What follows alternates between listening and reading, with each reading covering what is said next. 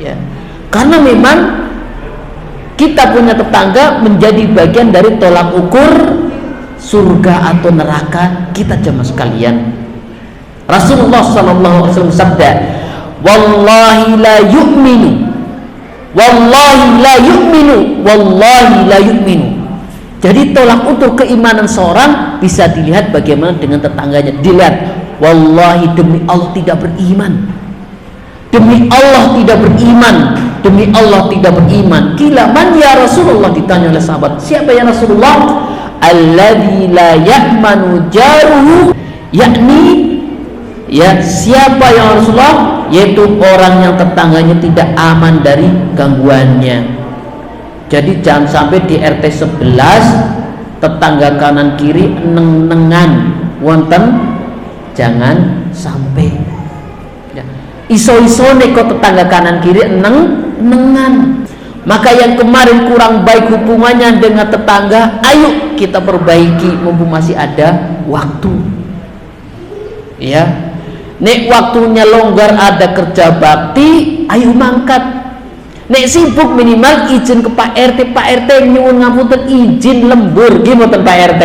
Izin. Suku-suku karo izin bawa gorengan satu kresek gimana? Iya. Jangan malah nyari jalan lain. Waduh, gak enak mau berangkat kerja ada kerja bakti, malah melipir muter lewat terima keplausan misalnya. Jangan izin minimal ke Pak RT. Ya lihat pentingnya bertetangga jemaah sekalian. Maka kata Imam Nawawi, hadis ini menunjukkan bahwa menyakiti tetangga termasuk dosa besar, tidak tanggung-tanggung jemaah sekalian. Ya, berarti serawung tetangga itu bagian dari ibadah. Ya. Jadi perhatian jamaah sekalian dirahmati Allah SWT, serawung tetangga itu bukan hanya sekedar kewajiban sosial bermasyarakat, tapi bagian dari ibadah. Maka kita dilarang saling menyakiti. Kemudian jamaah sekalian dirahmati Allah SWT, dari itu maka wajib kita berbuat baik kepada tetangga. Ya, kalau saya sering cerita ketika ketemu tetangga, dan di sini alhamdulillah insyaallah masih ya. Jadi ketika tetangga kita saling bertegur sapa, man kana yu'minu billahi wal yaumil akhir falyukrim jaruhu, barang siapa yang beriman kepada Allah dan hari akhir, hendaklah muliakan tetangganya. Ya, jadi ini ada apa-apa ya kita bantu. Lihat tetangga kita nih butuh pertolongan, misalnya sakit kita bantu ya. Yang sering nganter ke rumah sakit Mas Catur, masya Allah, bukan hanya RT 11 Setelogo dibantu, masya Allah. Ya, itulah gunanya tetangga jamaah sekalian, jangan remehkan. Maka Allah subhanahu wa ta'ala berfirman, innallaha yuhibbul muhsinin, sesungguhnya Allah mencintai orang-orang yang berbuat baik. Ini umum ya. Apapun kebaikan yang kita berikan kepada tetangga, ya kita berikan. Bisanya tenaga, ya tenaga. Bisanya harta, kita bantu tenaga, harta.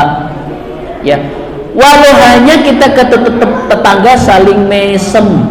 Ya, jangan malah melengos. Ada nih ketemu tetangga melengos, jangan. Ya. Jadi minimal ya pelit-pelitnya klakson. Nih, saya sering berangkat kerja klakson Mas Eko. Biasa Mas Eko di depan rumah siap-siap ngantar dagangan, minimal nyapa dengan klakson, jangan meneng-menengan, masya Allah, jangan. Karena la tahkiranna minal ma'ruf, janganlah engkau sekali-kali meremehkan kebaikan walau ketemu saudaramu tetanggamu dengan sumpringah ya, mesem, apalagi sudah assalamualaikum, masya Allah, naik lagi levelnya. Minimal senyum ya, jangan sampai lewat rumah tetangga kok tidak bertegur sapa ya. Lihat, innallaha yuhibbul muhsinin, sesungguhnya Allah mencintai orang-orang yang berbuat baik. Maka Berbuat baik kepada tetangga bukan hanya tidak menyakiti, tapi bersabar atas gangguannya. Bapak Ibu, jangan mimpi kita punya tetangga yang tidak pernah salah. Jangan mimpi, mustahil. Tetangga kita bukan malaikat, tapi kewajiban kita bersabar.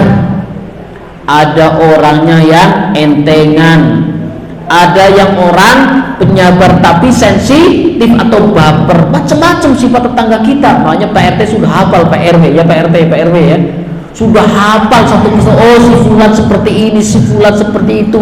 Apalagi Bu RT sudah hafal, ibu-ibu RT 11. Ada yang gampangan nek sedekah nyahnyuh, tapi ya nek salah sedikit tantrum nih, misalnya ya. Maka kewajiban kita sabar jamaah sekalian. Ya, maka di sini kata ulama, berbuat baik kepada tetangga bukan hanya tidak mengganggunya, tapi bersabar atas gangguannya. Tetangga kita manusia biasa, bukan malaikat. Jangan mimpi kita punya tetangga yang 100% tidak pernah salah, mustahil. Ada kalanya salah, maka yang kita kedepankan, yang kita utamakan husnul